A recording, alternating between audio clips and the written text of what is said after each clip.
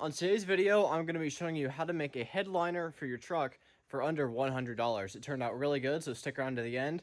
I also got a few other smaller updates for the Duramax, so let's get into it.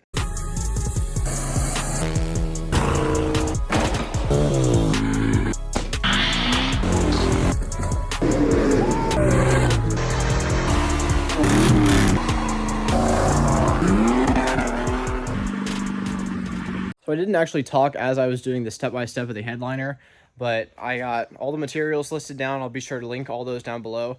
It was under $100. We had fabric, glue, and then a couple small clips. And then this is a cat eye, so the headliner was a fiberglass base that we just reused. So let me show you guys what it turned out like. So rather than glue all of it and do all of it at once, we started with the half. And what we did was we had half the fabric rolled over on this side, and it all evened out. Then we glued like this section right here, rolled half that fabric over, and then glued the other half, rolled that over, and then took the side that was loose still, put it over the glued side, and then we glued right there along that side, and then we glued all the way on the end. And then we just pressed it. You got to work slowly and get through all these grooves. And then we went back, cut the holes, folded the fabric up and over, and glued it. So I got some videos of me doing that, so I'll be sure to play all those next.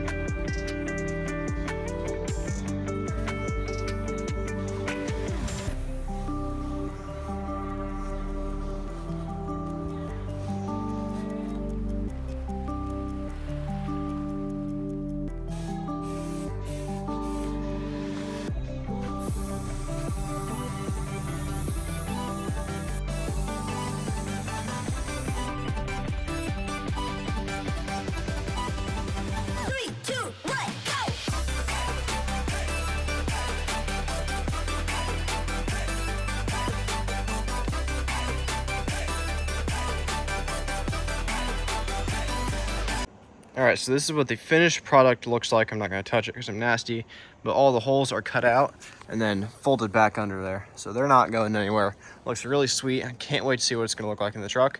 So I need to get the interior of this truck all cleaned up and cleaned out so we can put the headliner back in.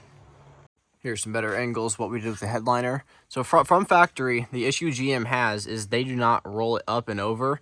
So the issue that they have is whenever you roll the window down, basically it will catch and it just like rips the headliner down. So that is why we folded it back over, I think about 2 inches in all. It's not completely up there. You might be able to see it a little bit. Yep, right there. You can see it's folded back and over, and then same thing for all these. This stuff up here, can't really see that one, but yeah, actually it turned out really good. Overall, the headliner seriously was not that complicated. Like, it seems really easy, and there's not really that much to explain because it worked out good. Just got to take your time, use plenty of glue. Let me show you guys the glue we used up close here. So this was the glue, 3M headliner adhesive. We used plenty of this. It's a very weird glue. 2 cans is all you need for that. And then we used all these small clips right here. These were like $1, I'm pretty sure. Another thing I want to show you guys is paint and primer is basically happening on everything.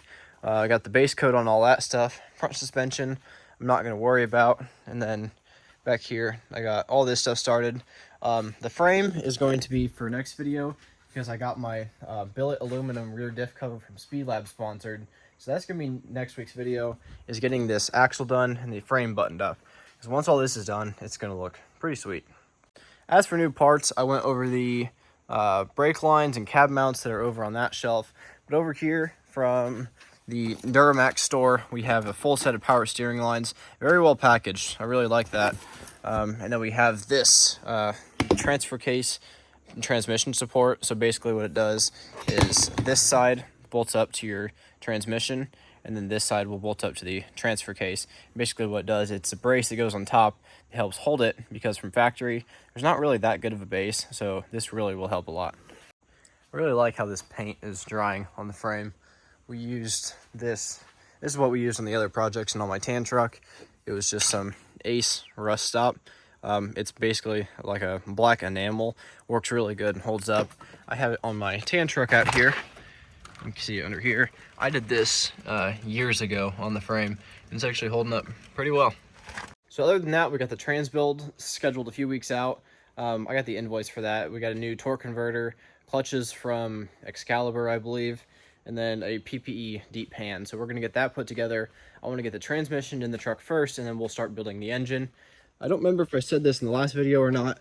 We do have the heads and the cleaned block over there. So we'll start to get that assembled. We're doing rings, all the bottom end bearings. What else we got? The connecting rod bearings. We're doing grade C head gaskets, a full Melee reseal kit. I think the head gaskets I'm using are from GM, so really high quality, which they were two different prices. One was $67 and the other one was $71 for one right and one left. There is a right and left, by the way. So Shop Chicken's just been chilling in here. What you doing, Shop Chicken? I guess she can be set free for now. So I'm pretty sure I covered everything I wanted to talk about. Don't really remember exactly what's been going on. It's been a lot of slow progress, but now that we got parts rolling in, it's gonna be finally time to start building soon. So next week, we're gonna get the axle done, and then we can get the brake lines, power steering lines, and all that stuff put back together. So there's a lot of small stuff that is waiting on this frame. So after the frame's done, it's gonna be time to start building. So that's when it's gonna really get fun. So that's gonna be it for today's video. Thank you guys for watching. See you later.